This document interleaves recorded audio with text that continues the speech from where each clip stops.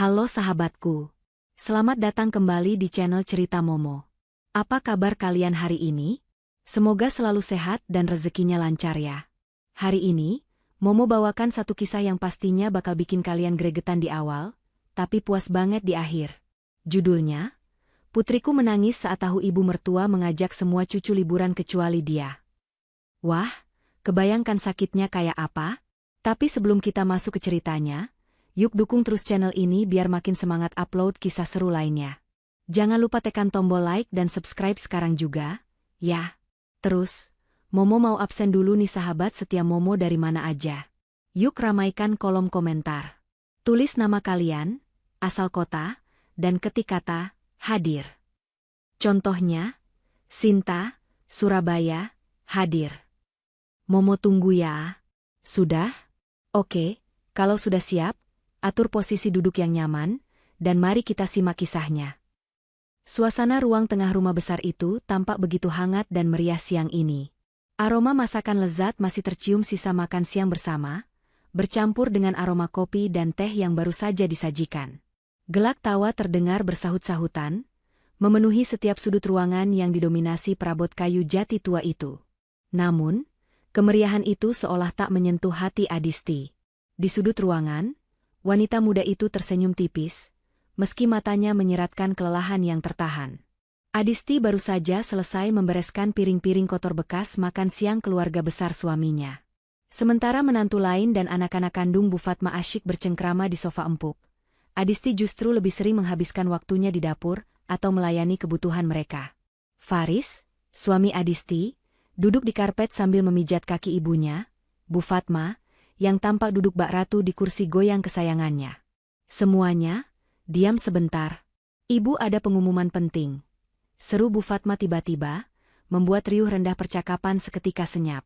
Wajah tua namun masih terlihat bugar itu tampak berseri-seri, di tangannya tergenggam beberapa amplop tebal. Reni, kakak ipar Adisti yang sedari tadi sibuk dengan ponselnya, langsung menegakkan punggung. Ada apa nih, Bu? Kok kayaknya serius banget tapi wajah ibu sumringah gitu? Tanyanya memancing rasa penasaran. Bu Fatma tersenyum lebar, memamerkan deretan giginya. Minggu depan, ibu berencana mengajak kalian semua liburan keluarga. Sontak, sorak-sorai terdengar. Cucu-cucu Bu Fatma berlonjak kegirangan. Liburan kemana, Bu? Tanya Faris antusias. Ke Bali, jawab Bu Fatma lantang. Kita akan menginap di villa mewah di Nusa Dua selama 4 hari 3 malam. Ibu sudah siapkan semuanya. Tiket pesawat, akomodasi, sampai uang saku untuk cucu-cucu ibu tersayang. Ruangan itu kembali pecah oleh suara gembira. Reni langsung memeluk ibunya. Wah, ibu memang terbaik. Kebetulan banget Reni lagi penat di kantor, butuh healing. Adisti ikut tersenyum mendengar kabar itu. Ia menoleh ke arah putri kecilnya, Kisha, yang kini berusia 6 tahun. Kisha tampak berbinar-binar mendengar kata, Bali, dan pesawat. Gadis kecil itu memang belum pernah naik pesawat seumur hidupnya. Adisti membayangkan betapa bahagianya Kisha jika bisa bermain pasir di pantai Kuta, atau melihat tari kecak. Nah, sekarang ibu mau bagi-bagi uang saku buat jajan di sana nanti. Biar orang tua kalian gak pusing mikirin jajan kalian, kata Bu Fatma sambil mulai membagikan amplop. Satu persatu nama cucunya dipanggil. Anak-anak Reni yang berjumlah 3 orang masing-masing mendapatkan amplop tebal. Mereka bersorak girang sambil mencium tangan neneknya. Bahkan anak dari sepupu jauh yang kebetulan hadir pun diberi bagian. Kisha berdiri di samping Adisti, meremas ujung baju ibunya dengan gugup namun penuh harap. Matanya tak lepas menatap tangan neneknya, menunggu namanya dipanggil. Namun, amplop di tangan Bu Fatma menipis, dan akhirnya habis. Bu Fatma menepuk tangannya seolah membersihkan debu, lalu kembali bersandar nyaman di kursinya tanpa menoleh sedikit pun ke arah Kisha. Hening sejenak. Kisha mendongak menatap ibunya dengan mata berkaca-kaca, seolah bertanya tanpa suara, namaku mana, Bu? Hati Adisti mencelos. Rasa perih menjalar di dadanya melihat tatapan kecewa putrinya. Ia memberanikan diri melangkah maju sedikit mendekati kursi mertuanya. Maaf, Bu, suara Adisti terdengar agak bergetar di tengah kebahagiaan keluarga itu. Sepertinya ibu lupa, Kisha belum dipanggil. Dia belum dapat bagian. Bu Fatma menoleh perlahan, tatapannya yang tadinya hangat pada cucu lain seketika berubah dingin saat mendarat di wajah Adisti. Lupa? Ibu nggak lupa, Adisti. Memang amplopnya cuma segitu. Adisti tertegun. Maksud ibu? Tapi kan ibu bilang semua cucu. Semua cucu yang ikut. Potong Bu Fatma tajam. Kisha nggak ibu ajak. Kalimat itu bagaikan petir di siang bolong bagi Adisti. Bahkan Faris yang sedang memijat kaki ibunya pun terhenti gerakannya. Suasana ruangan mendadak canggung. Reni hanya tersenyum sinis sambil pura-pura sibuk menata rambut anaknya. Maksud ibu? Kisha tidak diajak ke Bali? Tanya Adisti, mencoba memastikan pendengarannya tidak salah. Tapi kenapa, Bu? Semua keponakan ikut. Kenapa cuma Kisha yang ditinggal? Mobil jemputan di sana terbatas. Cuma muat untuk keluarga inti Reni, ibu, dan Faris. Kalau Kisha ikut, nanti sempit. Lagian tiket pesawat mahal, budget ibu sudah pas-pasan untuk yang lain. Jawab Bu Fatma dengan nada yang dibuat-buat, seolah itu adalah alasan paling logis di dunia.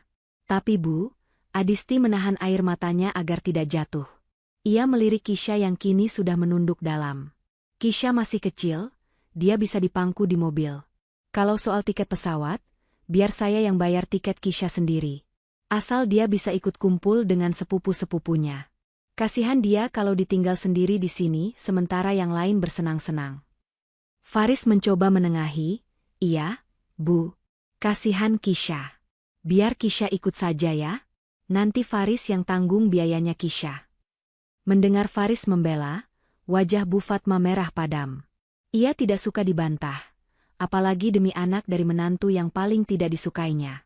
Ia menarik kakinya dari pangkuan Faris dengan kasar.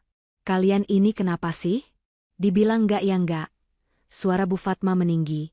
Ini liburan ibu, uang ibu, suka-suka ibu mau ajak siapa? Kenapa kalian yang ngatur? Bukan mengatur, Bu. Adisti masih berusaha memohon dengan lembut, merendahkan suaranya agar tidak terdengar seperti melawan. Saya hanya minta keadilan kasih sayang untuk cucu ibu. Kisha juga cucu ibu, darah daging Mas Faris. Dia sudah membayangkan main di pantai sama kakak-kakaknya. Tolonglah, Bu, sekali ini saja. Adisti hendak meraih tangan mertuanya untuk menyalami dan memohon, tapi Bu Fatma menepis tangan itu dengan kasar. Cukup Adisti, bentak Bu Fatma. Suaranya menggelegar membuat Kisha terlonjak kaget. Bu Fatma berdiri dari kursinya, menunjuk wajah Adisti dengan telunjuk yang gemetar karena amarah. Tatapan sinis dan penuh kebencian itu akhirnya tumpah ruah di depan semua orang. Jangan ganggu rencana liburan ibu. Asal kamu tahu ya, kenapa ibu nggak ajak anakmu? Karena anakmu itu cuma ngerepotin. Nyusahin aja.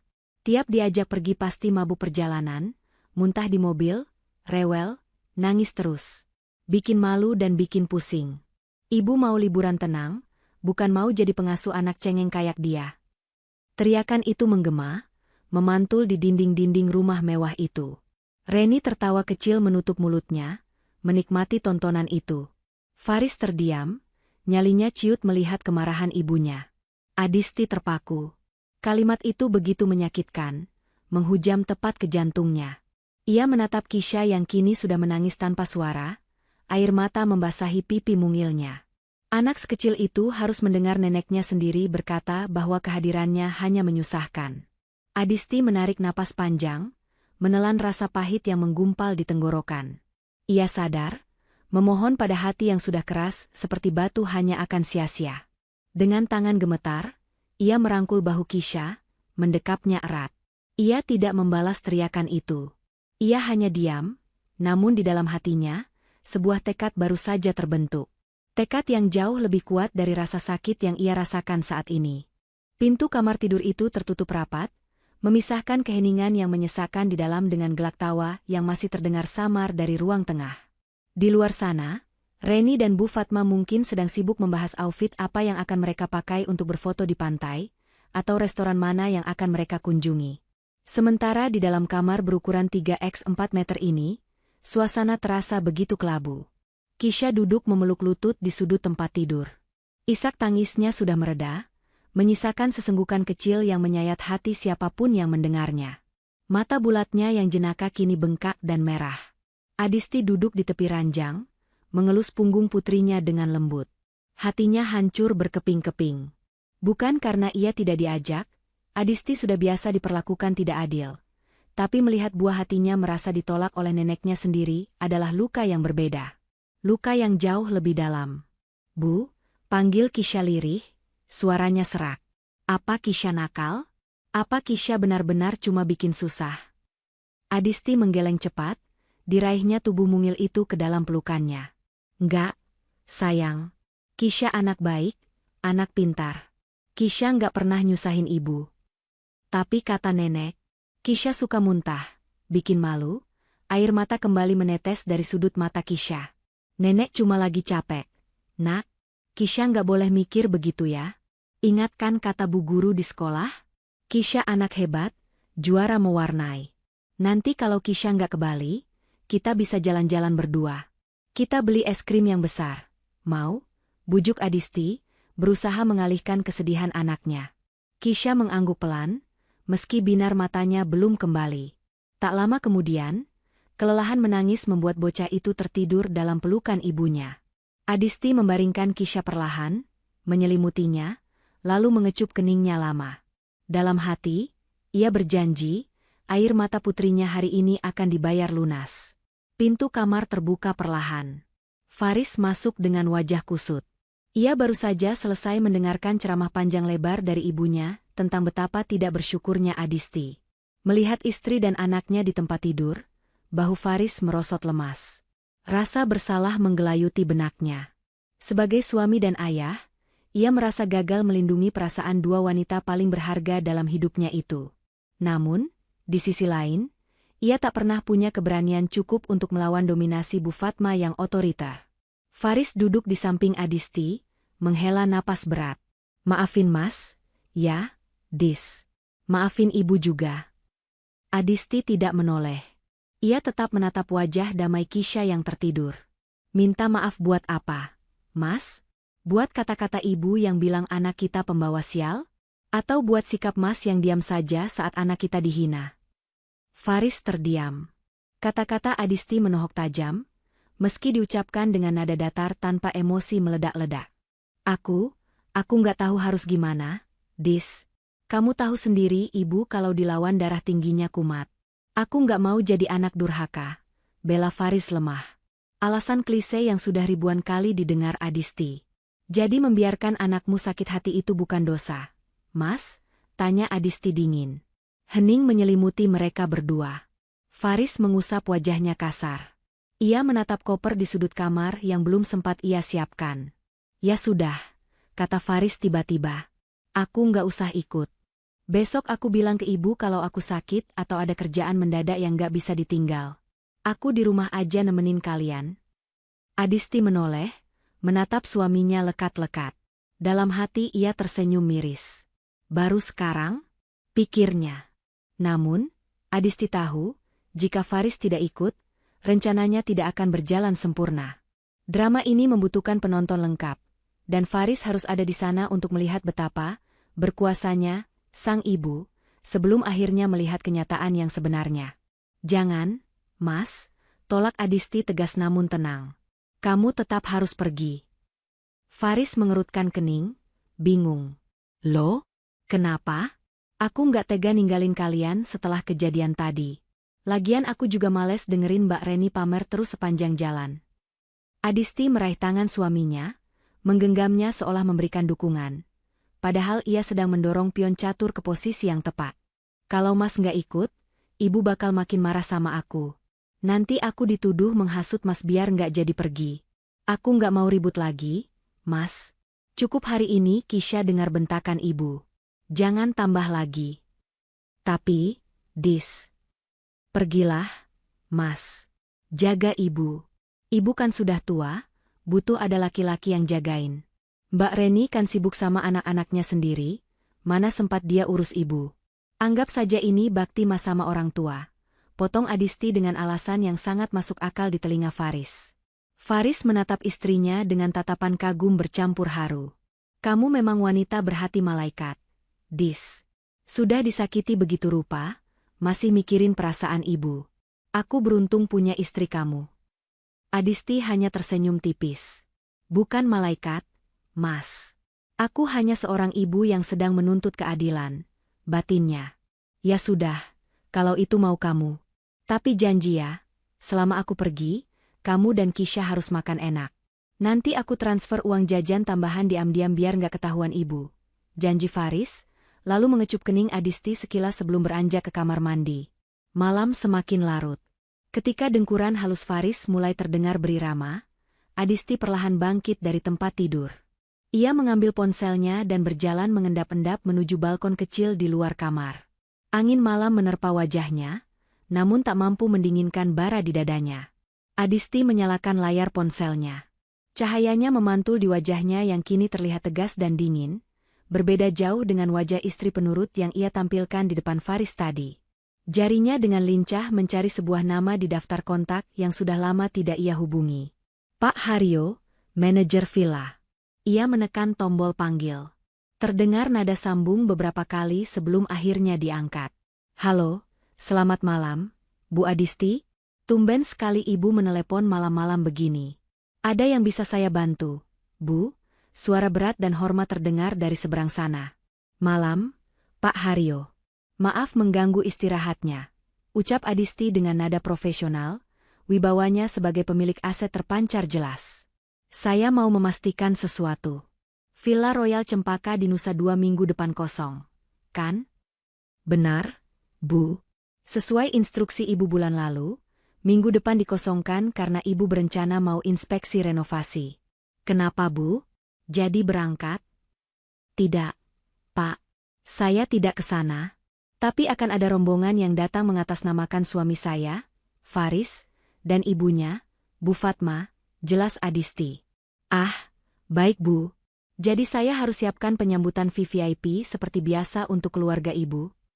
Adisti tersenyum miring di kegelapan malam. Justru sebaliknya, Pak Haryo. Hening sejenak di ujung telepon, Pak Haryo menunggu instruksi selanjutnya. Dengarkan baik-baik, Pak. Rombongan itu memang keluarga suami saya, tapi mereka datang tanpa izin saya, dan mereka baru saja menyakiti pemilik villa ini. Suara Adisti merendah namun penuh penekanan. Saya ingin Bapak menjalankan prosedur, tamu tak diundang. Pastikan nama Faris diblokir dari sistem reservasi tepat saat mereka tiba di lobi.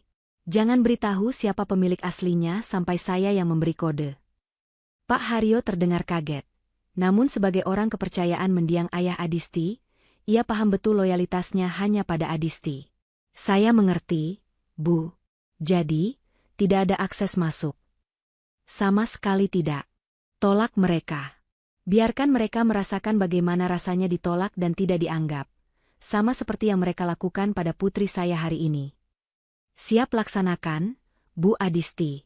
Kami akan bersiap. Terima kasih, Pak.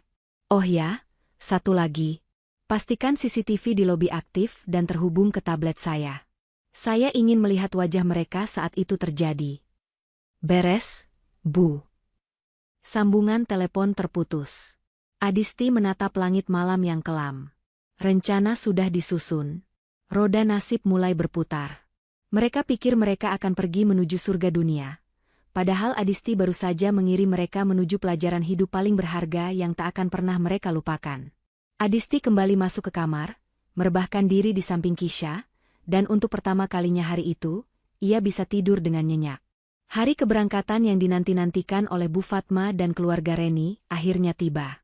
Sejak matahari belum terbit sempurna, rumah besar itu sudah gaduh bak pasar pagi. Suara roda koper yang beradu dengan lantai keramik, teriakan Reni yang menyuruh anak-anaknya mandi, hingga suara Bu Fatma yang sibuk mengomandu segala persiapan, menciptakan simfoni kebisingan yang memecah ketenangan pagi. Adisti sudah bangun sejak pukul 4 pagi. Bukan untuk bersiap pergi, melainkan untuk menyiapkan sarapan bagi mereka yang akan berangkat. Ia memasak nasi goreng spesial dan menyeduh teh hangat, melakukan tugasnya sebagai menantu yang berbakti meski hatinya masih terasa nyeri sisa kejadian kemarin. Kisha duduk di kursi makan dengan piyama tidurnya, mengunyah roti tawar dengan lesu. Matanya menatap nanar ke arah tumpukan koper-koper besar yang berjejer di ruang tamu.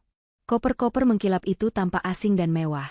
Kontras dengan tas sekolah Kisha yang sudah mulai lusuh di sudut meja belajar. Adisti, teriakan Reni melengking dari lantai atas. Adisti buru-buru mematikan kompor dan berlari menaiki tangga. Ia mendapati Reni sedang berkacak pinggang di depan lemari pakaian yang terbuka lebar. "Ada apa, Mbak Reni?" tanya Adisti sabar. "Bantuin tutup koperku dong. Ini isinya penuh banget. Susah dikunci. Awas ya, pelan-pelan, jangan sampai sletingnya rusak. Itu koper branded, mahal belinya, bukan koper pasar kayak punya kamu," perintah Reni seenaknya tanpa menoleh sedikit pun. Adisti menelan ludah, menahan emosi. Ia berlutut di lantai, menekan tumpukan baju-baju liburan Reni yang menggunung, lalu perlahan menarik resleting koper itu. Di dalam koper itu, Adisti melihat berbagai gaun pantai baru yang label harganya bahkan belum dilepas. "Nah, gitu dong. Sekalian nanti angkatin ke bawah ya. Berat soalnya, tanganku bisa sakit kalau angkat yang berat-berat," ujar Reni sambil berlalu keluar kamar, meninggalkan Adisti yang harus menyeret koper besar itu sendirian menuruni tangga. Di ruang makan, Bu Fatma sudah duduk menikmati sarapannya dengan wajah berseri-seri. Ia mengenakan kacamata hitam lebar yang disangkutkan di kepala, lengkap dengan syal motif bunga-bunga yang membuatnya terlihat sangat siap untuk berlibur. "Faris mana? Kok belum turun?" "Kebiasaan lelet persis kayak istrinya," gerutu Bu Fatma sambil menyeruput teh. "Mas Faris lagi di kamar mandi, Bu," jawab Adisti sambil meletakkan koper Reni di dekat pintu depan. Tak lama kemudian, Faris turun dengan wajah yang masih tampak berat. Ia mengenakan kaos santai dan celana pendek. Matanya bertemu dengan mata Adisti, ada sorot penyesalan di sana. Saat Bu Fatma dan Reni sibuk mengecek tiket di ponsel, Faris menarik lengan Adisti pelan menuju dapur. Bisik Faris sambil celingukan, memastikan ibunya tidak melihat. Ia merogoh saku celananya dan mengeluarkan sebuah amplop putih. "Ini ada sedikit uang tambahan buat kamu sama Kisha. Maaf ya cuma segini, sisanya kepakai buat top up kartu tol sama bensin perjalanan ke bandara." Adisti menatap amplop itu, lalu menatap wajah suaminya. Ia tahu Faris berusaha berbuat baik, tapi kebaikan yang sembunyi-sembunyi seperti ini justru semakin menegaskan betapa lemahnya posisi Faris di hadapan ibunya. "Simpan saja, Mas. Di sana pasti butuh banyak uang. Harga makanan di tempat wisata kan mahal," tolak Adisti halus. "Ambil, Tolong. Biar aku tenang ninggalin kalian," paksa Faris, menyelipkan amplop itu ke tangan Adisti. Belum sempat Adisti menjawab, suara klakson mobil travel terdengar nyaring dari halaman depan. "Mobil jemputan datang," seru anak-anak Reni kegirangan. Mereka langsung berhamburan keluar rumah. Suasana semakin caotik. Reni berteriak menyuruh anak-anaknya memakai sepatu. Bu Fatma sibuk mengecek ulang tas tangannya, memastikan dompet dan bedaknya terbawa. Ayo, jangan sampai telat ke bandara. Pesawat nggak nunggu kita," komando Bu Fatma penuh semangat. Mereka berbondong-bondong keluar. Sopir travel dengan sigap membantu menaikkan koper-koper ke bagasi mobil Hiace yang cukup mewah itu. Kisha berdiri di ambang pintu, memegang erat tangan ibunya. Ia tidak menangis lagi, tapi tatapannya kosong melihat sepupu-sepupunya masuk ke dalam mobil ber-AC dingin itu. Sebelum naik ke mobil, Bu Fatma berhenti sejenak di depan Adisti. Ia membetulkan letak kacamata hitamnya, lalu menatap menantunya itu dari ujung kaki sampai ujung kepala dengan tatapan meremehkan. "Adisti, kunci pagar jangan lupa digembok kalau malam. Siram tanaman ibu tiap sore. Awas kalau ada yang mati. Kamu di rumah cuma berdua sama Kisha, jadi irit-irit listrik. Jangan mentang-mentang gak ada ibu, AC kamar kamu nyalain terus seharian," pesan Bu Fatma dengan nada ketus. "Baik, Bu. Ada lagi?" tanya Adisti datar. "Satu lagi," Bu Fatma mendekatkan wajahnya, tersenyum sinis. "Jangan iri ya lihat story Wah atau Instagram kami nanti. Sadar diri saja, rezeki orang beda-beda. Kalau kamu mau liburan mewah kayak gini, ya kerja yang benar, jangan cuma ngarepin gaji suami." Reni yang sudah duduk nyaman di kursi depan ikut menimpali lewat jendela yang dibuka. "Iya nanti aku bawain oleh-oleh pasir pantai aja ya, gratis soalnya hahaha." "Baik Kisha, jangan nangis ya di rumah. Faris adalah orang terakhir yang naik. Ia sempat menoleh ke arah Adisti dan Kisha, melambaikan tangan dengan ragu, sebelum akhirnya pintu geser mobil itu tertutup rapat, memisahkan dua dunia yang berbeda. Mesin mobil menderu halus. Perlahan, kendaraan besar berwarna perak itu bergerak mundur, lalu melaju meninggalkan pekarangan rumah. Adisti dan Kisha berdiri mematung di teras, menatap mobil itu hingga menghilang di tikungan jalan. Debu tipis yang ditinggalkan mobil itu seolah menjadi salam perpisahan terakhir yang menyakitkan. Kisha mendongak. "Bu, mereka sudah pergi ya?" Adisti mengangguk, lalu berjongkok menyamakan tingginya dengan sang putri. Ia menghapus sisa kesedihan di wajah itu dengan senyuman yang kini terlihat berbeda. Senyuman itu bukan lagi senyuman sabar yang pasrah, melainkan senyuman penuh kemenangan yang tertunda. "Iya, Nak. Mereka sudah pergi menuju surga yang mereka bayangkan," ucap Adisti lembut namun penuh arti. "Sekarang, ayo kita masuk. Kita punya pesta sendiri." Adisti bangkit berdiri, menatap jalanan kosong itu sekali lagi. Dalam hatinya, ia berbisik pada angin yang membawa mobil mertuanya menjauh. "Selamat jalan, Bu Fatma. Nikmatilah perjalanan menuju gerbang yang tertutup. Nikmatilah euforia sesaat ini. Karena saat roda pesawat itu mendarat di Bali, saat itulah roda nasib ibu akan berputar ke titik terendah. Saya sudah siapkan sambutan yang tak akan pernah ibu lupakan seumur hidup." Adisti menutup pintu rumah dengan tegas. Suara kunci yang diputar terdengar, seperti bunyi palu hakim yang mengetuk vonis. Drama babak pertama telah selesai. Sekarang, saatnya menunggu babak kedua dimulai dari kejauhan. Di dalam rumah yang kini sunyi dan tenang, Adisti mengambil ponselnya, membuka aplikasi pemantau CCTV yang terhubung langsung ke lobi Villa Royal Cempaka di Bali. Permainan dimulai, gumamnya pelan.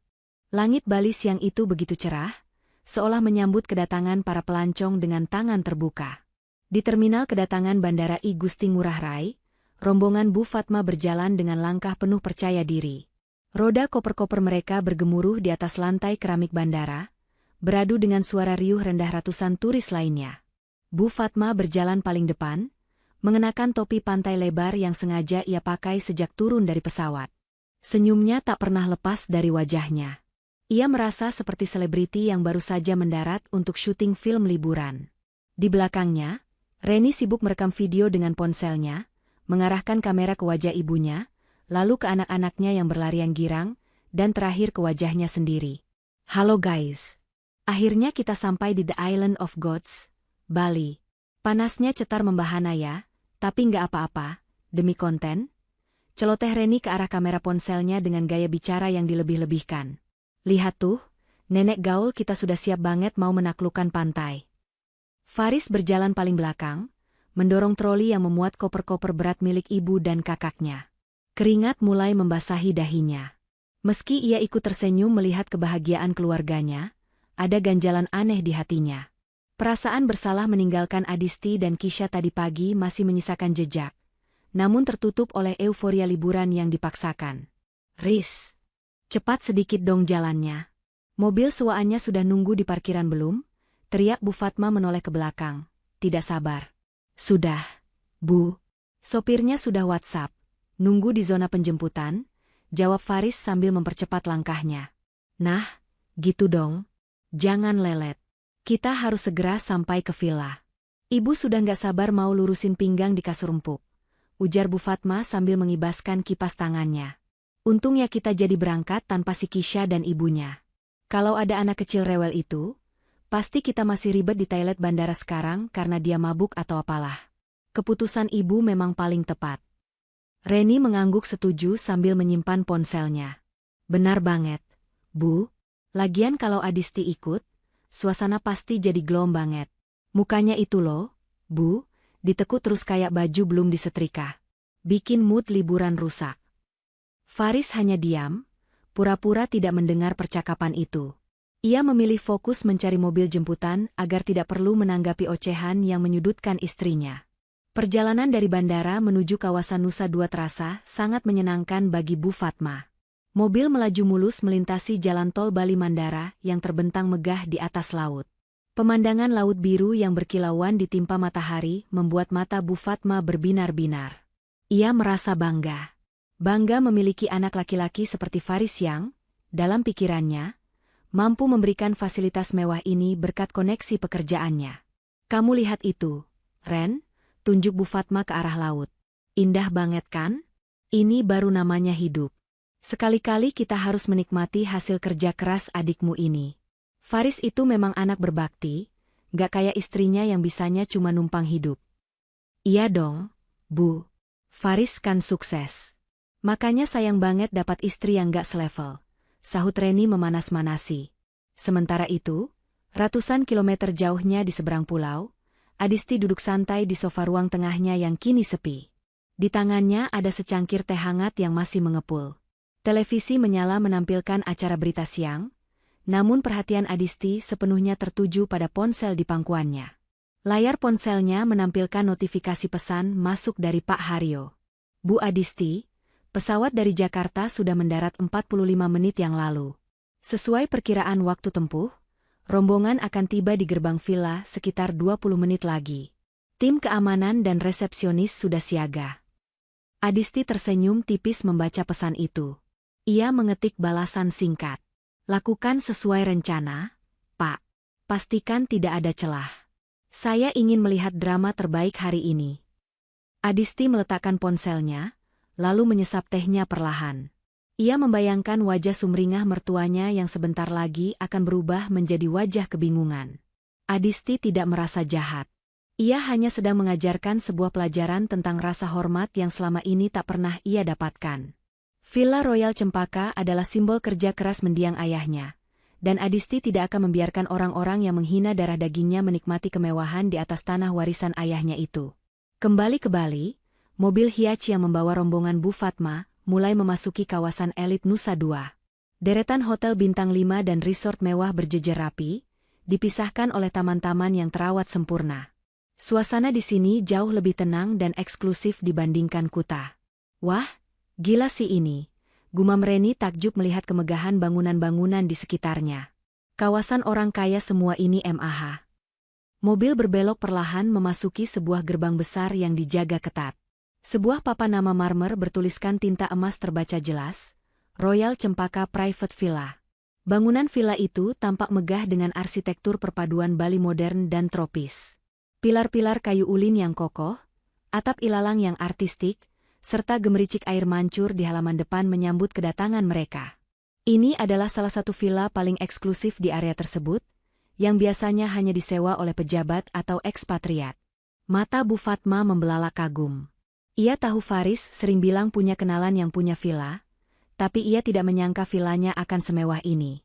Ya ampun, Riz, ini tempatnya? Tanya Bu Fatma histeris, menepuk bahu Faris dari kursi belakang. Iya, Bu. Ini Royal Cempaka, jawab Faris. Sebenarnya Faris sendiri agak gugup. Dulu ia hanya pernah ke sini 2 kali bersama Adisti saat pacaran, dan saat itu Adisti yang mengurus semuanya. Faris hanya tahu ini milik keluarga Adisti, tapi ia tidak pernah benar-benar paham detail kepengurusannya. Ia hanya berharap nama, Faris, yang ia daftarkan lewat Adisti minggu lalu benar-benar sudah masuk daftar tamu. Mobil berhenti tepat di depan lobi utama yang terbuka dan lapang. Beberapa staf berseragam batik rapi langsung menyambut, membukakan pintu mobil dengan sopan. Selamat datang di Royal Cempaka, sapa seorang staf ramah sambil menangkupkan kedua tangan di dada. Bu Fatma turun dari mobil bak seorang ratu yang baru tiba di istananya. Ia membetulkan letak kacamata hitamnya, mengangkat dagunya tinggi-tinggi. Ia merasa semua kemewahan ini adalah haknya. Ayo turun anak-anak. Jangan norak ya, jaga sikap. Kita ini tamu VVIP, bisik Bu Fatma pada cucu-cucunya, padahal dirinya sendiri yang paling terlihat norak karena matanya terus jelalatan menatap interior lobi yang dipenuhi ukiran kayu mahal. Reni sibuk update story lagi. Touk Doun di Villa Sultan. Gila guys, tempatnya kece parah. Nggak nyesel deh cuti kerja. Mereka berjalan masuk menuju meja resepsionis. Lantai marmer yang dingin menyentuh telapak kaki mereka. Aroma terapi serai dan Kamboja memenuhi udara, memberikan kesan relaksasi yang instan. Faris maju ke meja resepsionis, sementara Bu Fatma dan Reni duduk di sofa tunggu yang empuk sambil mengagumi langit-langit lobi yang tinggi. "Siang, Mbak. Saya mau check-in," kata Faris kepada resepsionis wanita yang berdiri di balik meja granit. "Selamat siang, Bapak. Boleh dibantu dengan nama pemesannya?" tanya resepsionis itu ramah, jemarinya siap menari di atas keyboard komputer. "Atas nama Faris. Saya sudah reservasi untuk villa 3 kamar tidur. Mulai hari ini sampai 3 hari ke depan," jawab Faris percaya diri. Resepsionis itu mengetikkan nama Faris. Namun, sedetik kemudian, senyum ramah di wajah resepsionis itu sedikit memudar, berganti dengan tatapan bingung dan sedikit tegang saat melihat layar monitornya. Ada notifikasi berwarna merah menyala yang berkedip di sana. "Warning. Guest blocked by owner. Do not admit." Resepsionis itu menelan ludah. Ia teringat instruksi tegas dari Pak Haryo saat briefing pagi tadi.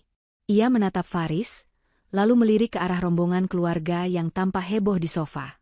"Mohon maaf, Bapak Faris," suara resepsionis itu terdengar sedikit berubah, lebih formal dan kaku. "Bisa saya pinjam kartu identitas Bapak sebentar untuk verifikasi?" "Oh, tentu," Faris menyerahkan KTP-nya. Ia belum menyadari perubahan atmosfer di meja itu. Ia menoleh ke arah ibunya dan mengacungkan jempol, memberi kode bahwa semuanya beres. Bu Fatma membalas dengan senyum lebar, sudah membayangkan dirinya berendam di kolam renang pribadi sambil minum jus jeruk. Mereka tidak tahu bahwa di balik senyum ramah staf dan kemegahan bangunan itu, pintu gerbang surga yang mereka impikan baru saja dikunci rapat-rapat dari dalam. Euforia itu sebentar lagi akan pecah berkeping-keping. Reni masih sibuk memutar-mutar tubuhnya di tengah lobi, merekam setiap sudut kemewahan Villa Royal Cempaka untuk konten media sosialnya. Ia memamerkan gelas berisi welcome drink berwarna oranye segar yang baru saja disajikan pelayan, menyesapnya sedikit dengan gaya yang dibuat-buat agar terlihat elegan. "Segar banget, guys. Rasa jeruknya beda ya kalau diminum di villa mahal," celoteh Reni ke arah kamera ponselnya, sementara anak-anaknya berlarian mengelilingi kolam ikan koi di tengah lobi, membuat cipratan air yang membasahi lantai marmer licin itu. Beberapa tamu asing yang sedang membaca buku di area santai tampak terganggu, namun Reni dan anak-anaknya tidak peduli. Di sofa tunggu, Bu Fatma mengipasi wajahnya dengan brosur wisata.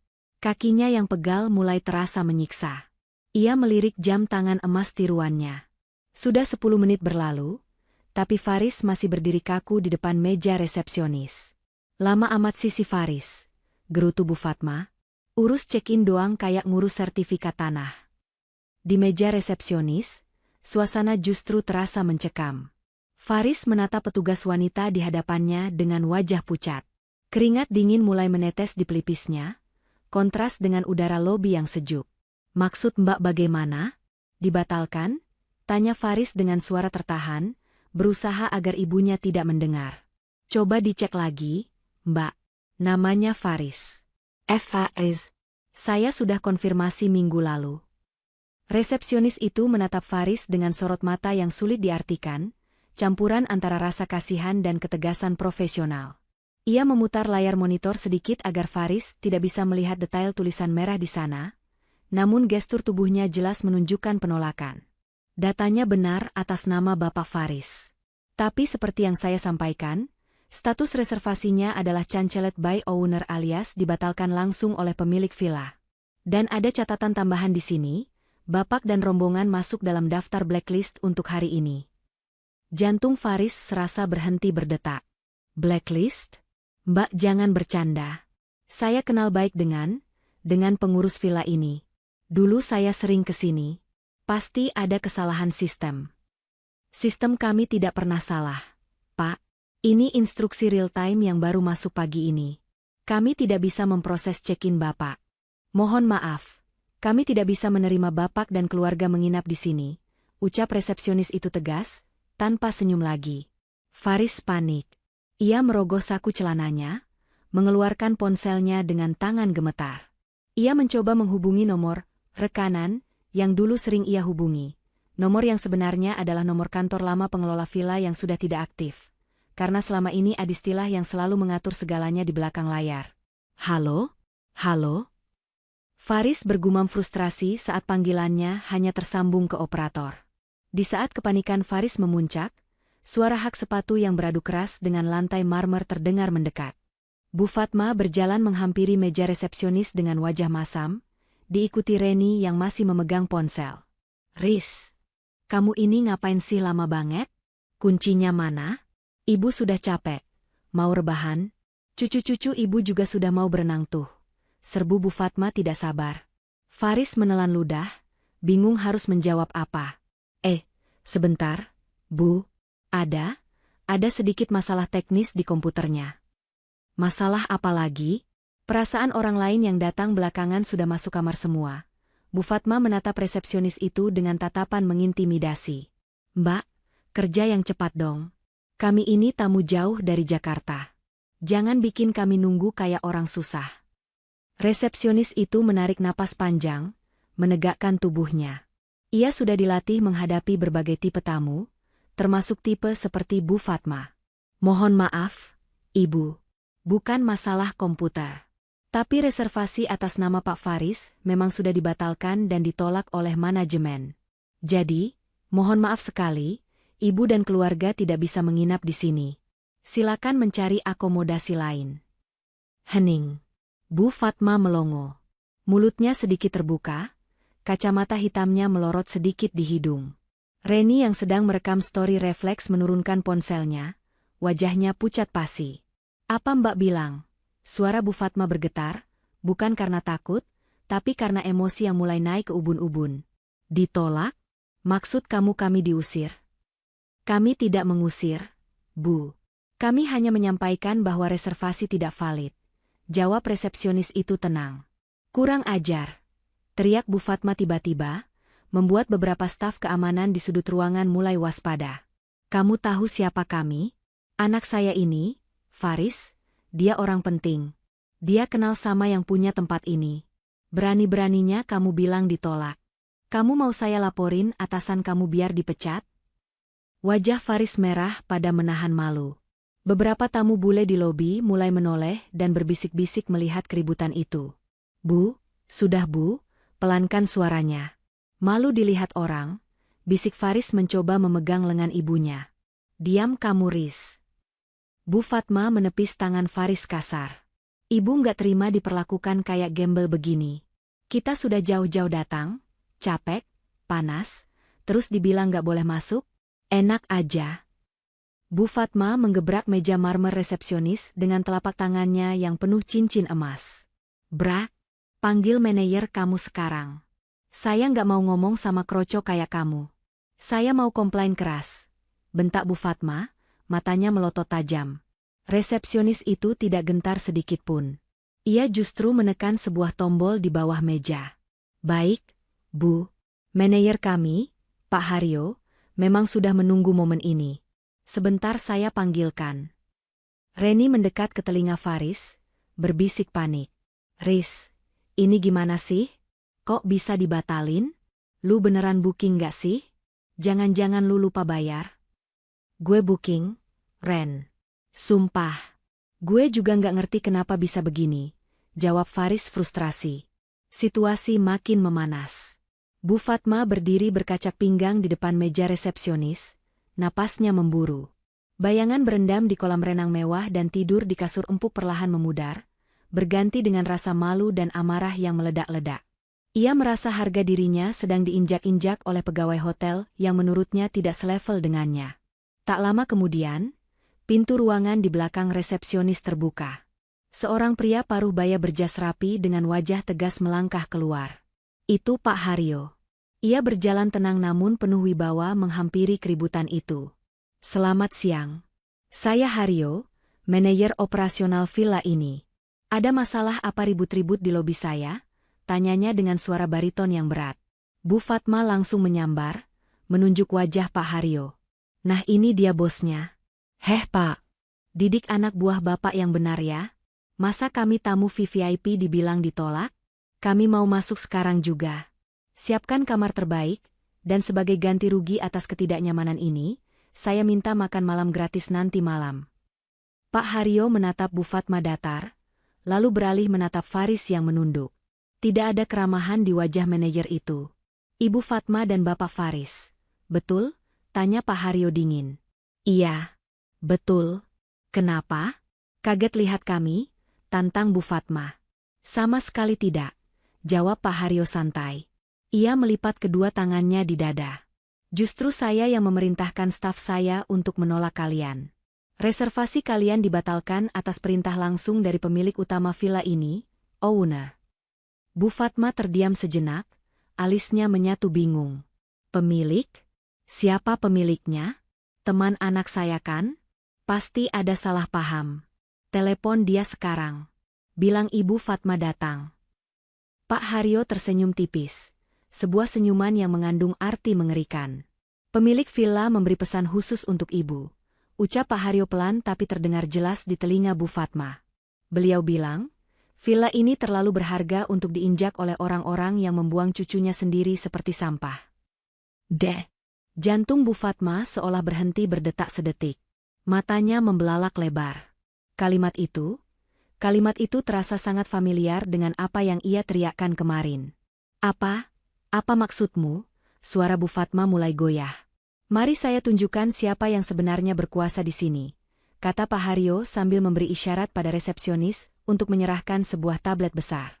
Pak Haryo meletakkan tablet itu di atas meja, menghadapkannya tepat ke wajah Bu Fatma yang pucat.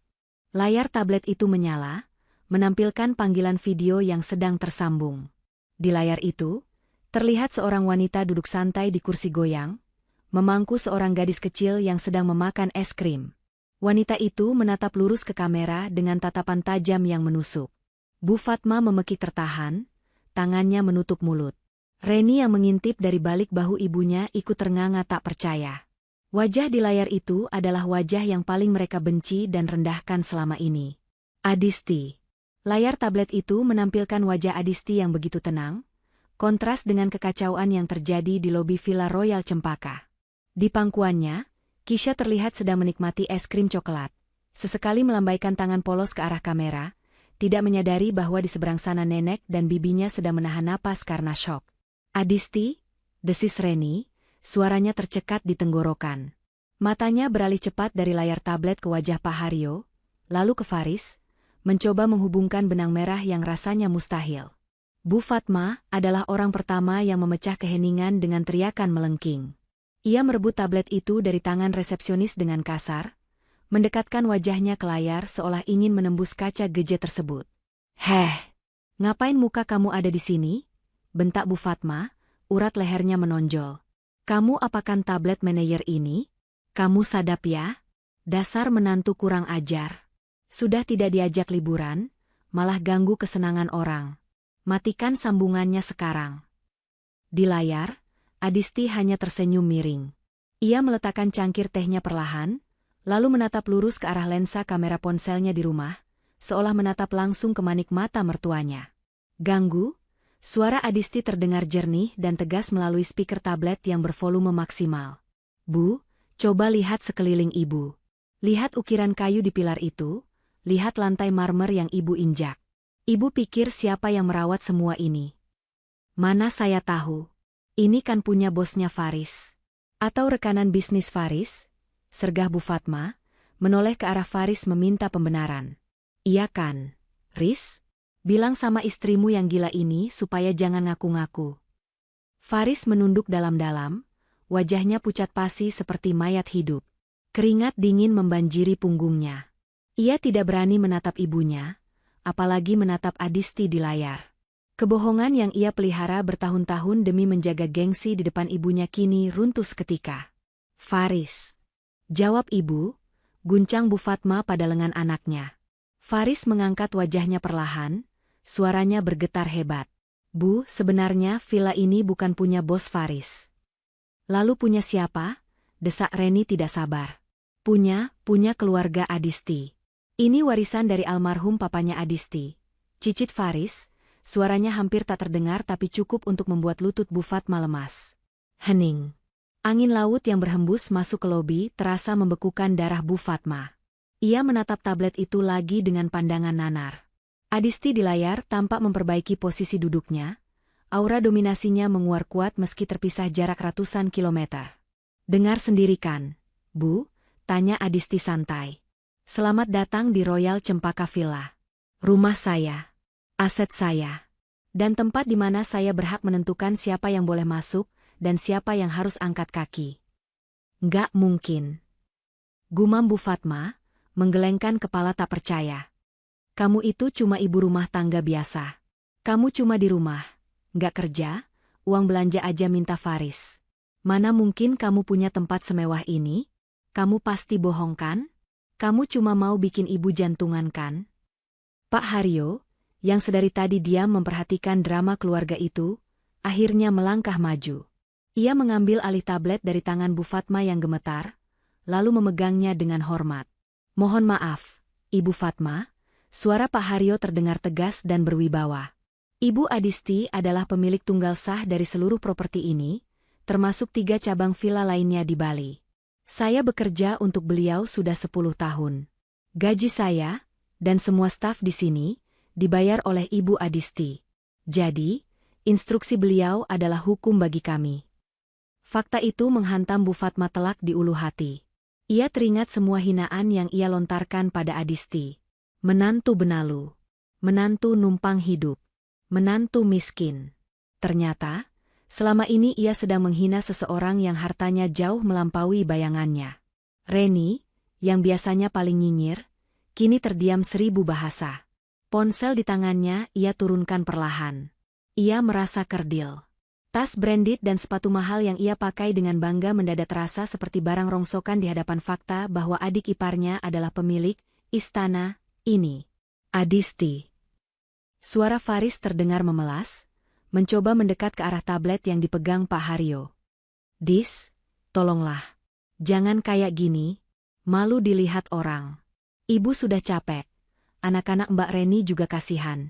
Biarkan kami masuk dulu ya. Kita bicarakan ini baik-baik nanti. Adisti tertawa kecil, tawa yang terdengar dingin dan menyayat hati. Bicarakan baik-baik? Mas, kemana? Bicara baik-baik, itu saat anakku menangis kemarin? Kemana rasa kasihan kamu saat ibumu bilang Kisha cuma nyusahin dan pembawa sial? Wajah Adisti di layar berubah serius, tatapannya tajam menusuk. Kalian datang ke Bali mau bersenang-senang, kan? Mau menikmati kemewahan, kan? Tapi sayang sekali, kemewahan ini milik orang yang kalian anggap pembawa sial. Saya tidak rela, Mas. Saya tidak ikhlas 1 sen pun harta saya dipakai untuk membahagiakan orang yang melukai hati anak saya. Tapi Dis, ini ibu mertuamu loh. Faris mencoba menggunakan kartu, berbakti, lagi. Justru karena dia mertua, saya sudah sabar selama 5 tahun. Mas? Potong Adisti dengan suara meninggi, membuat Faris terdiam. Tapi kesabaran ada batasnya. Kemarin ibu bilang Kisha nggak diajak karena nyusahin. Nah, sekarang saya kembalikan kata-kata itu. Kehadiran ibu dan Mbak Reni di villa saya juga nyusahin. Kalian cuma bakal bikin kotor lantai villa saya dengan kesombongan kalian. Bu Fatma yang tadinya syok, kini mulai tersadar. Rasa malunya berubah menjadi amarah defensif. Ia tidak terima diperlakukan seperti pengemis oleh menantunya sendiri. Dasar menantu durhaka, teriak Bu Fatma, tidak peduli lagi kalau satpam mulai mendekat. Kamu pikir ibu butuh villa kamu ini? Hah? Ibu punya uang. Ibu bisa cari hotel lain yang lebih bagus dari gubuk kamu ini. Ayo Riz, Reni, kita pergi. Jangan sudi kita mengemis sama perempuan sombong ini. Adisti tersenyum puas mendengar teriakan itu. Silakan, Bu. Pintu keluar ada di sebelah sana. Hati-hati, jangan sampai tersandung.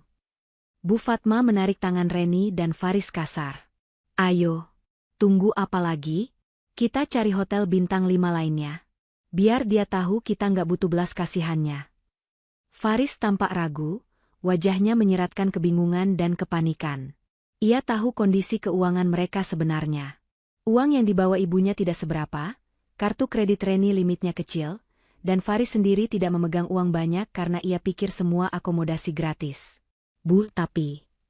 Faris mencoba menahan ibunya. Diam kamu. Jangan bikin malu ibu di depan kacung-kacung ini. Bentak Bu Fatma sambil melirik sinis ke arah Pak Haryo dan staf resepsionis. Di layar tablet, Adisti memberikan instruksi terakhir pada Pak Haryo. Pak Haryo, pastikan mereka benar-benar keluar dari area properti saya. Jangan izinkan mereka duduk-duduk di lobi lagi. Kalau perlu, panggil keamanan untuk mengawal sampai ke jalan raya. Siap, Bu Adisti, jawab Pak Haryo tegas. Ia kemudian menatap Bu Fatma dan rombongannya sambil merentangkan tangan ke arah pintu keluar. Silakan, Ibu, Bapak. Waktu berkunjung sudah habis. Mohon segera meninggalkan area lobi. Wajah Bu Fatma memerah padam, campuran antara marah dan malu yang tak tertahankan. Ia menyentakkan tasnya, lalu berjalan menghentak-hentak menuju pintu keluar, diikuti Reni yang menyeret anak-anaknya yang mulai rewel minta berenang. Faris berjalan paling belakang dengan langkah gontai, sempat menoleh sekali lagi ke arah tablet di mana wajah istrinya masih terpampang. Namun Pak Haryo dengan cepat mematikan sambungan video itu. Layar menjadi gelap. Hubungan terputus. Namun bagi Bu Fatma dan keluarganya, mimpi buruk yang sebenarnya baru saja dimulai. Di luar sana, matahari Bali bersinar terik menyengat kulit, seolah ikut menertawakan nasib mereka yang terusir dari surga yang ada di depan mata. Mereka berdiri di pinggir jalan aspal panas dengan tumpukan koper besar, tanpa tujuan, tanpa reservasi, dan, yang belum mereka sadari, tanpa uang yang cukup untuk menopang gaya sombong mereka di tengah musim liburan yang serba mahal. Matahari Bali yang terkenal eksotis bagi para turis, kini terasa seperti hukuman alam bagi rombongan Bu Fatma. Mereka berdiri bergerombol di trotoar di luar gerbang megah Villa Royal Cempaka.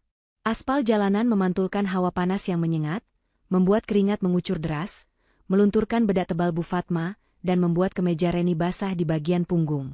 3 anak Reni mulai merengek kepanasan dan haus. Koper-koper besar yang tadi terlihat mentereng saat didorong di bandara, kini tampak seperti beban berat yang menyusahkan. Tidak ada lagi senyum, tidak ada lagi live Instagram. Hanya ada wajah-wajah merah pada menahan emosi dan malu. Riz, kamu jangan diam saja dong kayak patung. Bentak Bu Fatma sambil mengipasi wajahnya dengan tangan. Cepat cari hotel lain. Jangan yang ecek-ecek ya. Ibu mau yang bintang 5, minimal ada bathtubnya.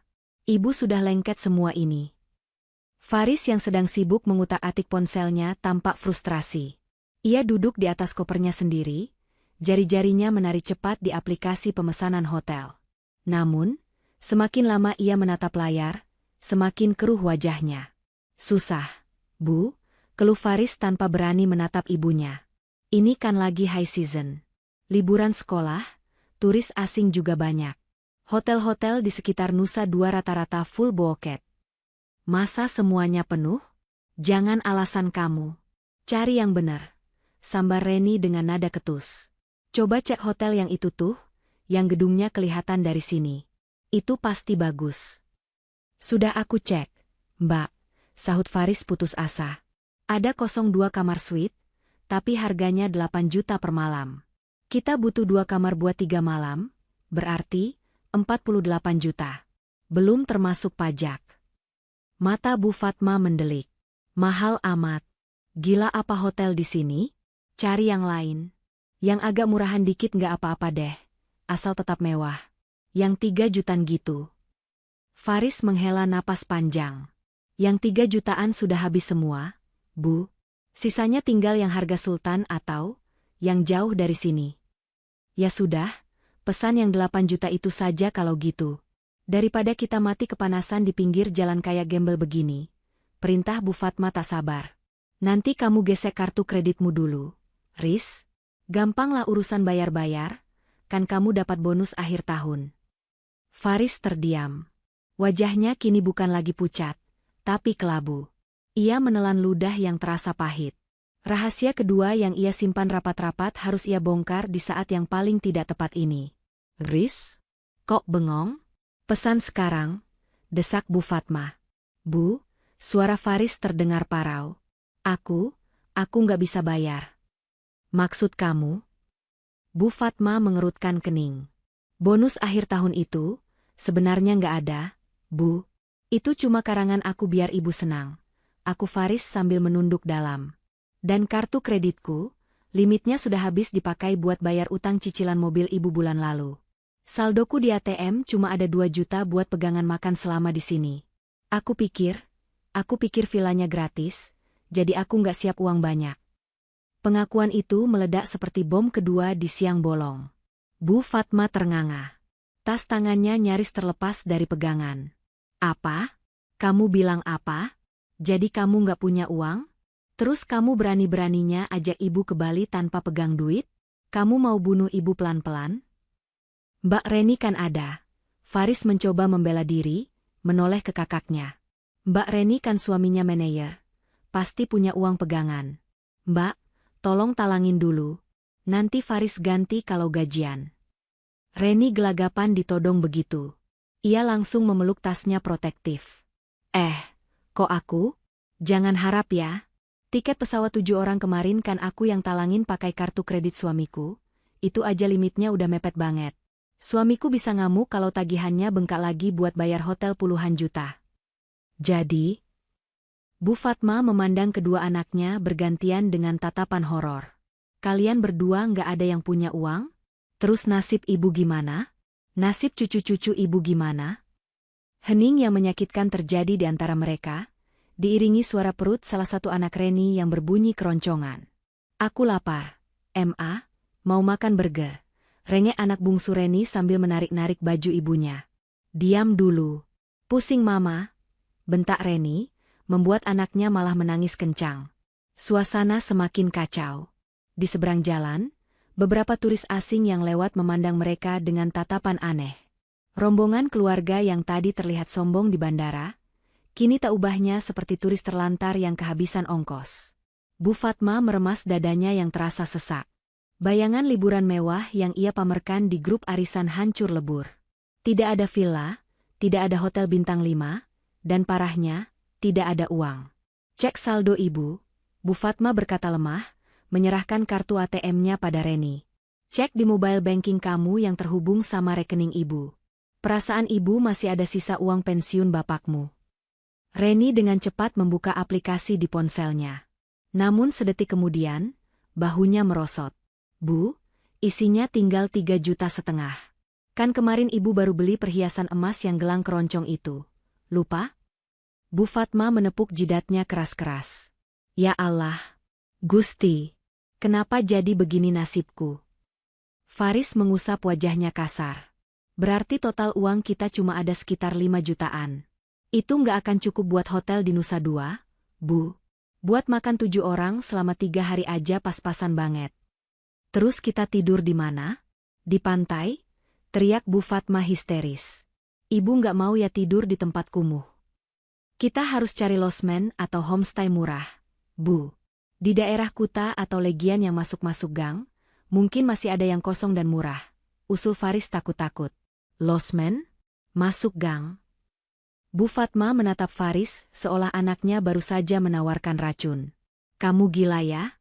Ibu ini Bu Fatma. Masa tidur di losmen? Apa kata orang nanti kalau ibu update lokasi di gang sempit? Daripada tidur di jalan, Bu, jawab Faris realistis. Kita nggak punya pilihan. Uang kita nggak cukup. Reni menghentakkan kakinya kesal. Ini semua gara-gara istrimu itu. Gara-gara Adisti. Awas aja kalau ketemu, aku jambak dia.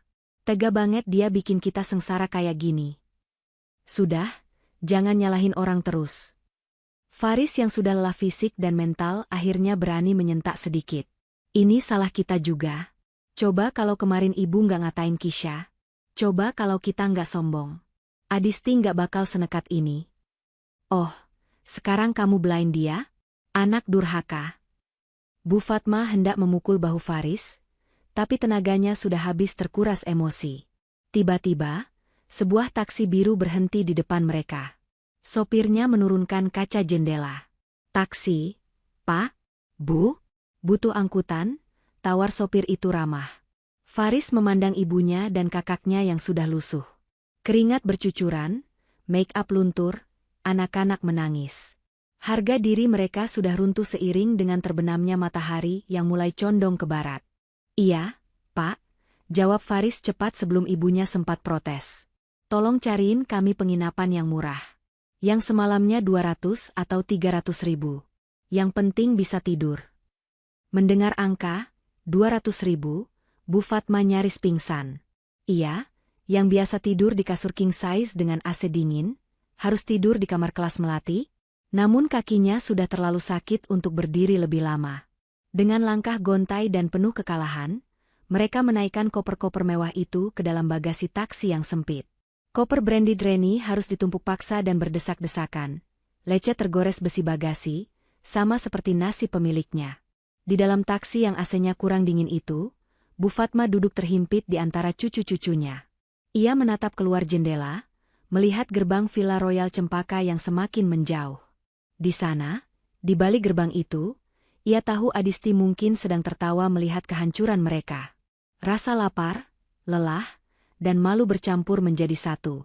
Dan yang paling menakutkan bagi Bu Fatma adalah kenyataan bahwa liburan ini baru saja dimulai, dan ia harus bertahan hidup di Bali dengan sisa uang pas-pasan. Sementara, musuhnya memegang kendali penuh dari kejauhan. Ponsel Faris bergetar. Sebuah pesan masuk dari Adisti. Faris membukanya dengan tangan gemetar.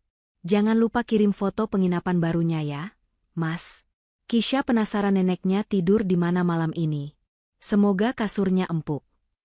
Faris mematikan ponselnya, tidak berani menunjukkan pesan itu pada ibunya.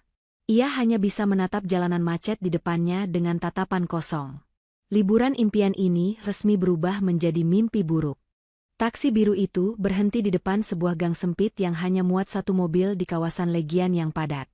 Cahaya lampu jalan yang remang-remang menyinari papan nama kusam yang tergantung miring di depan sebuah bangunan bertingkat 2, penginapan melati, terima kos harian bulanan. Temboknya yang dulu mungkin berwarna putih kini sudah menguning dengan bercak-bercak lumut di bagian bawahnya. Suara musik dentuman bas dari barbar di kejauhan terdengar samar, bercampur dengan suara knalpot motor yang lalu lalang.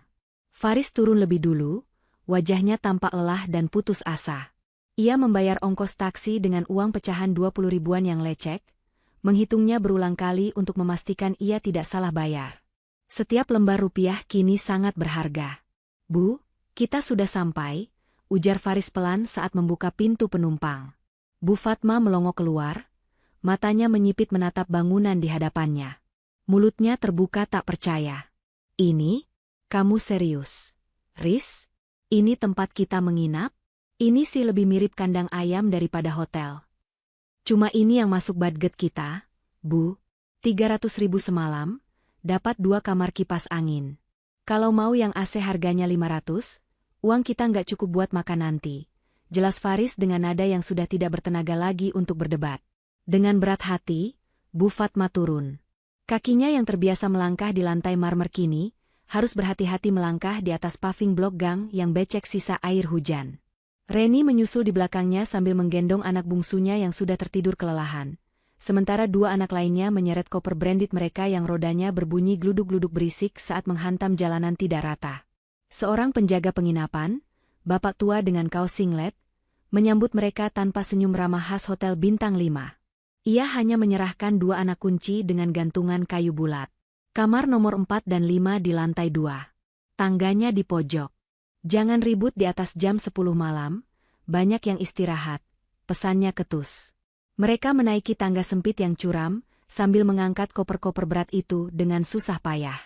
Napas Bu Fatma terdengar memburu, bukan hanya karena lelah fisik, tapi karena hatinya yang sesak menahan amarah dan malu. Sesampainya di kamar, kenyataan pahit kembali menampar mereka. Kamar itu berukuran 3x3 meter, dengan satu kasur busa tipis yang dialasi spray bermotif bunga yang warnanya sudah pudar.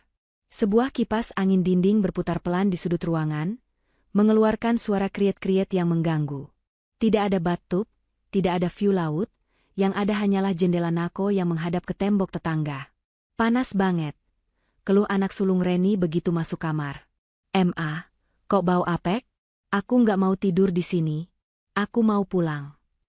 Reni membanting tasnya ke kasur, lalu duduk sambil memijat pelipisnya. "Diam kamu.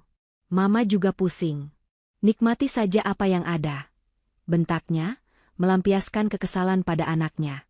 Di kamar sebelah, Bu Fatma duduk di tepi kasur yang keras. Ia menatap Faris yang sedang meletakkan koper.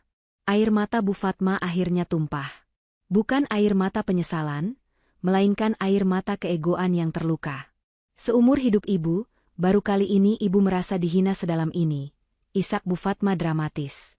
Adisti benar-benar iblis. Dia sengaja melakukan ini buat siksa ibu. Dia pasti tertawa puas sekarang lihat kita menderita di gubuk ini. Faris duduk di lantai, menyandarkan punggungnya ke tembok. Ia menatap ibunya lurus-lurus. Bu, Adisti nggak nyuruh kita ke sini. Kita yang memaksa pergi. Adisti cuma mengambil haknya kembali. Kalau saja kemarin ibu nggak ngomong kasar soal Kisha, mungkin kita sekarang lagi tidur nyenyak di kasur empuk Villa Royal Cempaka. Kamu malah salahin ibu? Bu Fatma melempar bantal tipis ke arah Faris. Harusnya kamu didik istrimu biar nggak pelit. Dia punya harta sebanyak itu tapi disembunyikan dari suaminya. Itu namanya istri durhaka. Harusnya harta istri itu harta suami juga. Faris tertawa miris. Harta suami? Selama ini gaji aku habis buat gaya hidup ibu sama Mbak Reni. Apa Adisti pernah protes? Enggak, Bu. Dia diam. Dia sabar. Dan sekarang aku baru sadar. Dia diam bukan karena takut, tapi karena dia mandiri. Dia nggak butuh uangku. Justru kita yang butuh dia. Perut Bu Fatma berbunyi keras, memotong perdebatan itu. Rasa lapar menyerang setelah seharian emosi terkuras. Ibu lapar. Cari makan sana, perintah Bu Fatma sambil mengusap perutnya. Ibu mau seafood. Ikan bakar jimbaran atau kepiting saus padang. Faris menggeleng pelan. Uang kita tinggal sedikit. Bu, kalau makan seafood, besok kita puasa sampai pulang. Malam ini kita makan nasi jinggo saja ya. Nasi bungkus khas Bali, murah meriah. 5.000 satu bungkus. Wajah Bu Fatma merah padam. Nasi bungkus? Kamu nyuruh ibu makan nasi bungkus kayak kuli bangunan? Atau ibu nggak makan sama sekali? Pilihan di tangan ibu, jawab Faris tegas, lalu bangkit berdiri dan keluar kamar meninggalkan ibunya yang ternganga. Untuk pertama kalinya, Faris tidak menuruti keinginan konyol ibunya, karena keadaan yang memaksanya realistis. 15 menit kemudian, Faris kembali membawa bungkusan plastik hitam berisi beberapa nasi bungkus daun pisang dan air mineral gelas. Mereka berkumpul di satu kamar, 7 orang berdesakan di ruangan sempit itu, untuk makan malam. Tidak ada meja makan, tidak ada pelayan yang menuangkan minum.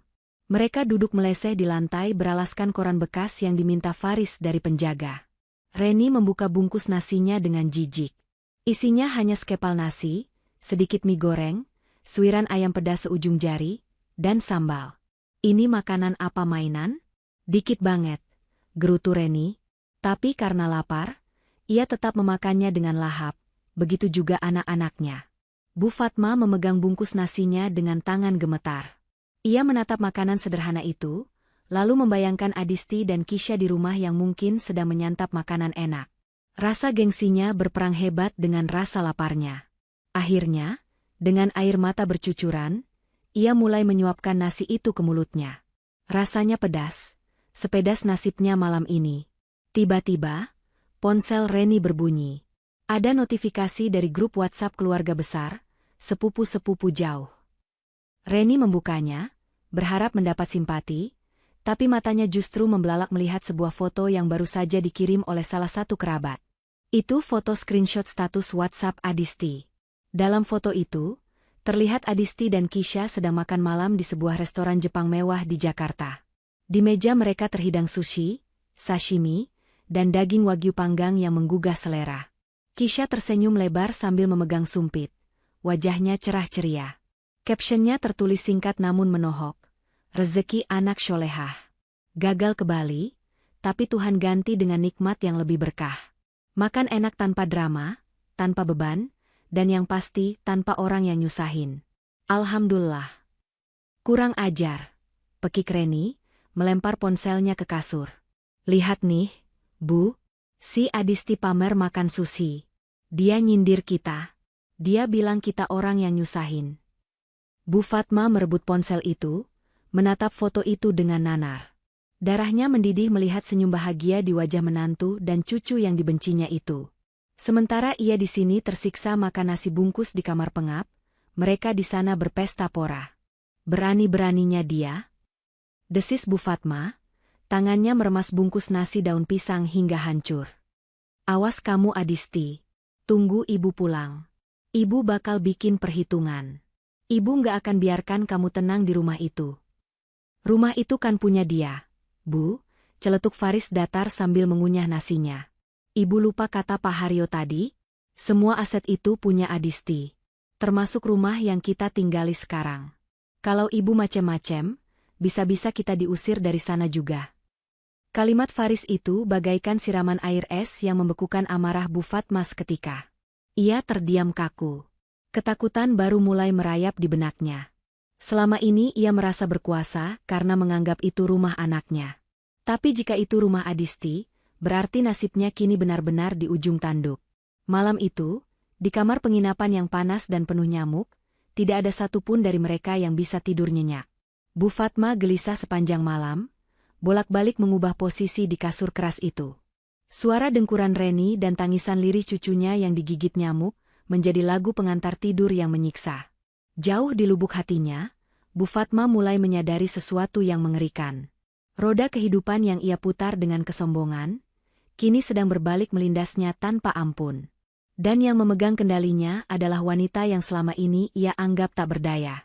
Bayangan wajah Adisti yang tersenyum dingin terus menghantuinya di setiap kedipan mata, menjadi mimpi buruk yang nyata di tengah liburan yang seharusnya menjadi surga. 3 hari di Bali terasa seperti 3 tahun bagi rombongan Bu Fatma. Tidak ada kunjungan ke tempat wisata mahal, tidak ada foto-foto estetik di beach club, dan tentu saja, tidak ada belanja oleh-oleh mewah. Waktu mereka habiskan hanya dengan berjalan-jalan di sekitar pantai Kuta yang gratis, makan di warung pinggir jalan, dan berdebat soal uang yang semakin menipis. Anak-anak Reni yang awalnya rewel, kini lebih banyak diam karena kelelahan dan bosan. Kulit mereka terbakar matahari karena berjalan kaki terlalu jauh demi menghemat ongkos taksi. Reni sendiri sudah tidak pernah update status media sosial sejak kejadian di lobi villa. Ia malu. Ia takut teman-temannya bertanya kenapa background fotonya hanya tembok kusam penginapan, bukan kolam renang infinity pool. Pagi di hari terakhir, suasana di kamar penginapan terasa suram. Mereka sedang packing untuk kepulangan nanti sore. Koper-koper mewah yang dulu terlihat gagah, kini penuh debu dan goresan karena diseret di jalanan kasar. Cek lagi barang-barangnya. Jangan sampai ada yang ketinggalan. Ibu nggak mau balik lagi ke tempat terkutuk ini, perintah Bu Fatma sambil melipat daster batiknya dengan kasar. Wajahnya terlihat lebih tua 10 tahun. Lingkar mata hitam, rambut kusut, dan bibir pecah-pecah. Sudah semua, Bu, jawab Faris lesu. Ia duduk di lantai sambil menghitung lembaran uang ribuan dan recehan logam di telapak tangannya. Sisa uang kita tinggal 150.000. Cukup buat naik taksi ke bandara, tapi nggak cukup buat makan siang di sana. Ya sudah, kita tahan lapar aja sampai di pesawat. Nanti kan dapat roti gratis, sahut Bu Fatma ketus. Ia sudah pasrah. Egonya sudah babak belur dihajar kenyataan. Perjalanan ke bandara hening. Mereka menatap jalanan Bali dari jendela taksi dengan tatapan kosong. Pulau Dewata yang katanya surga dunia, bagi mereka kini hanyalah saksi bisu kejatuhan harga diri keluarga yang sombong. Sesampainya di bandara, saat check-in, masalah baru muncul. Petugas maskapai menimbang koper Reni dan ternyata kelebihan bagasi 5 kg, karena Reni diam-diam menyelipkan beberapa botol arak Bali murah dan kerupuk kulit babi titipan temannya, berharap bisa dijual lagi nanti untuk ganti rugi. Maaf, Ibu. Bagasinya overweight. Harus bayar biaya tambahan 500.000, kata petugas itu sopan. Wajah Reni pucat. Hah? 500.000? Mbak, diskon dong. Dikit doang lebihnya. Tidak bisa, Bu. Itu aturan sistem, jawab petugas tegas. Semua mata tertuju pada Faris. Faris menggeleng, menunjukkan dompetnya yang kosong melompong. Nggak ada duit, Ren.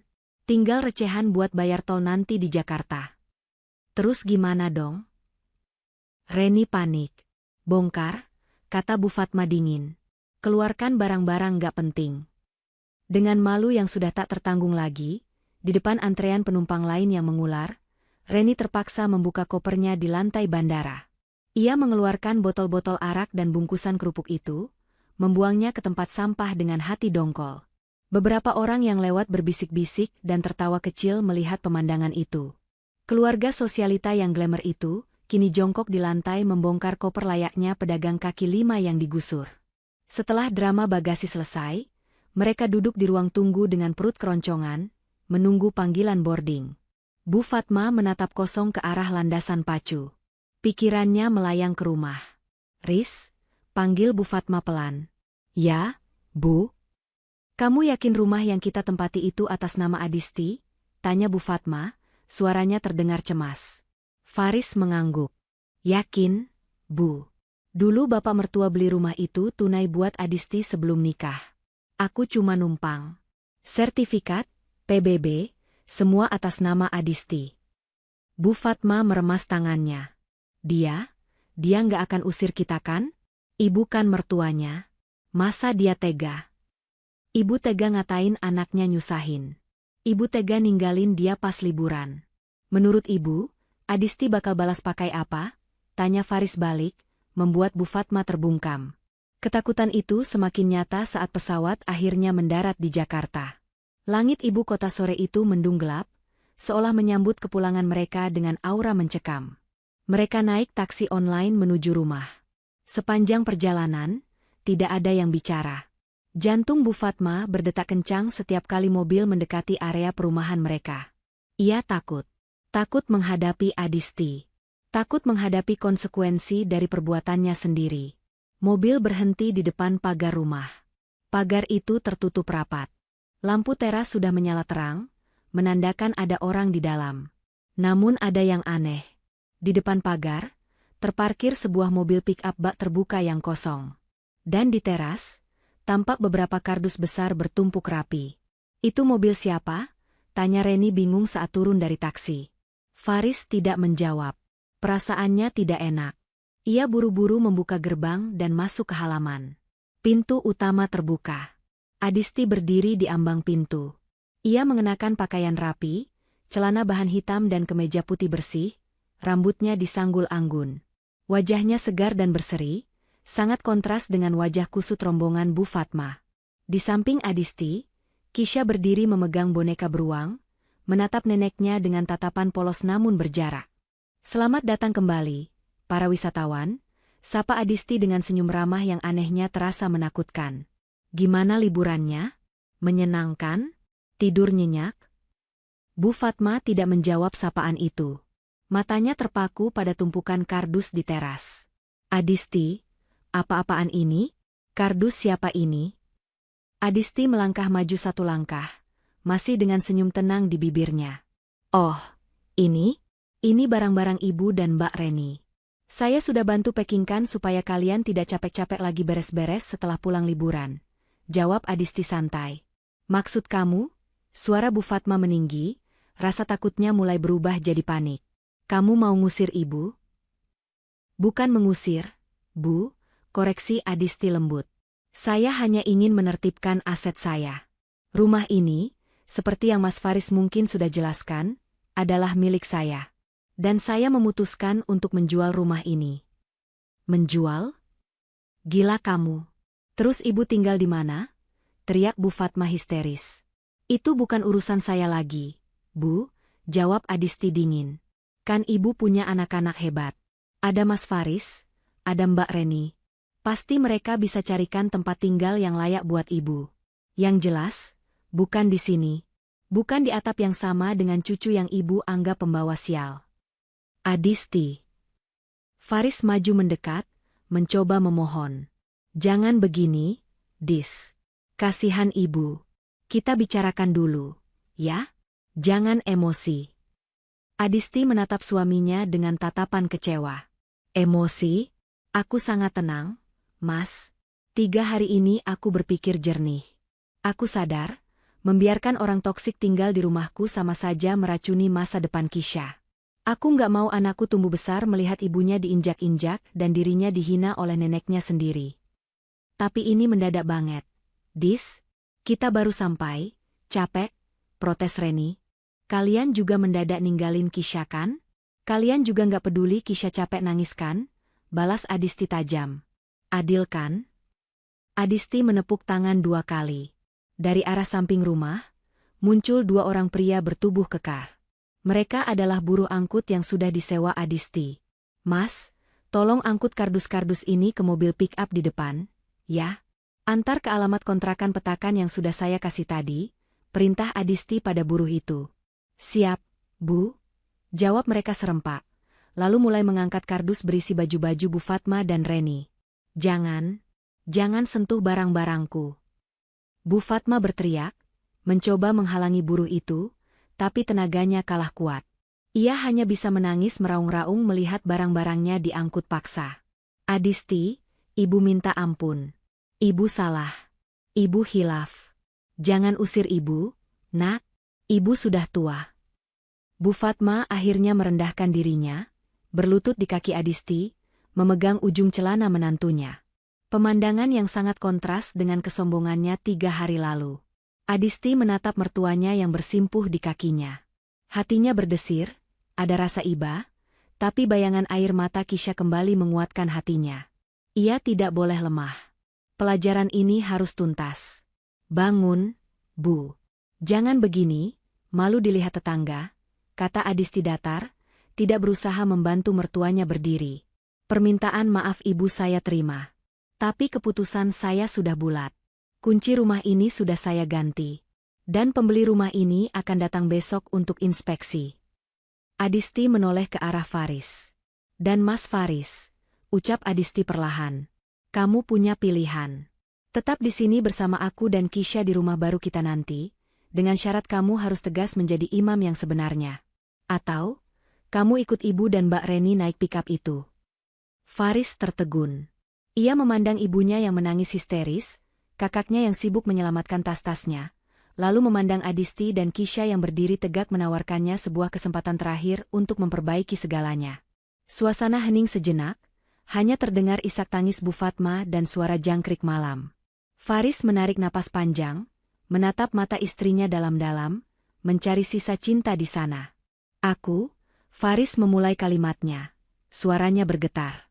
Faris menatap wajah ibunya yang basah oleh air mata, lalu beralih menatap Reni yang masih sibuk memeluk tas-tas brandednya di atas tumpukan kardus. Pemandangan itu begitu menyedihkan. Namun entah mengapa, hati Faris tidak lagi merasa goyah seperti dulu. 3 hari di Bali, tidur di lantai keras dengan perut lapar, telah menampar kesadarannya. Ia melihat sendiri betapa egoisnya ibunya, betapa tidak pedulinya kakaknya, dan betapa sabarnya Adisti yang selama ini ia abaikan. Adisti yang mandiri, Adisti yang diam-diam menopang martabat keluarga tanpa koar-koar. Maafkan Faris, Bu, ucap Faris akhirnya, suaranya terdengar berat namun tegas.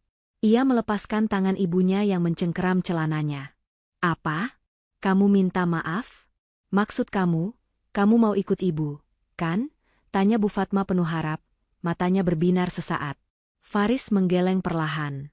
Tidak, Bu. Faris minta maaf karena tidak bisa ikut Ibu. Faris minta maaf karena selama ini Faris salah mengartikan bakti. Faris pikir menuruti semua keinginan Ibu meski salah itu adalah bakti. Ternyata itu justru menjerumuskan Ibu menjadi orang yang sombong dan kejam. Kamu pilih perempuan ini daripada ibumu yang melahirkanmu? Pekik Bu Fatma, suaranya melengking memecah keheningan malam. Aku memilih istri dan anakku, Bu. Aku memilih tanggung jawabku yang sebenarnya. Faris melangkah mundur, berdiri tepat di samping Adisti dan Kisha. Ia merangkul bahu istrinya erat, sebuah gestur perlindungan yang selama 5 tahun pernikahan jarang ia tunjukkan di depan ibunya. Adisti benar. Ibu dan Mbak Reni butuh belajar mandiri. Selama ini fasilitas dariku dan dari Adisti justru membuat kalian lupa daratan. Reni ternganga. Riz, lu gila ya? Kita mau tinggal di mana? Lu tega biarin ponakan-ponakan lu hidup susah? Adisti mengangkat tangan, menghentikan teriakan Reni. Tenang saja, Mbak Reni. Saya bukan orang jahat. Saya sudah bayar lunas kontrakan petakan itu untuk 3 bulan ke depan. Listrik dan air bulan pertama juga sudah saya isi. Itu bekal terakhir dari saya. Selanjutnya, silakan Mbak Reni dan Ibu cari uang sendiri.